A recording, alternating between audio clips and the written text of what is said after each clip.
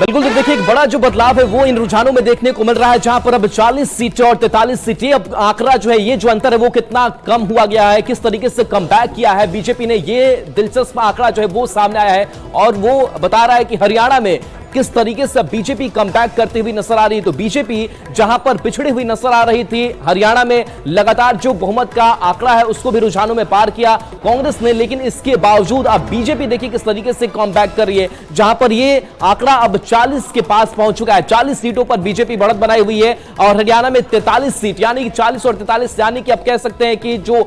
Comeback है वो BJP ने किया। हालांकि बीजेपी के पास कई चुनौतियां भी थी, कई जो ऐसे उम्मीदवार थे जिनको टिकट इस बार नहीं दिया गया, वो निर्दलीय चुनावी मैदान में उतरे। कई किसानों का मुद्दा हो, पहलवानों का मुद्दा हो, कई मसलों से, चुनौतियों से जूझते हुए बीजेपी ने जिस तरीके से कमबैक किया है, अगर वाकई राहुल बहुत सारे मुद्दों को भुलवाने की कोशिश की गई। प्रधानमंत्री समेत लगातार तमाम दिग्गज नेता चुनावी रैलियां करते हुए नजर आए और देखिए सर, अब फासले बहुत कम हो रहे हैं। अभी हम इसी बात की चर्चा कर रहे थे कि अंतर बहुत ज्यादा है, हो सकता है कि बदलाव आए और बदलाव की लहर देखने को मिले, लेकिन अब इसके लिए थोड़ा और इंतजार करना होगा।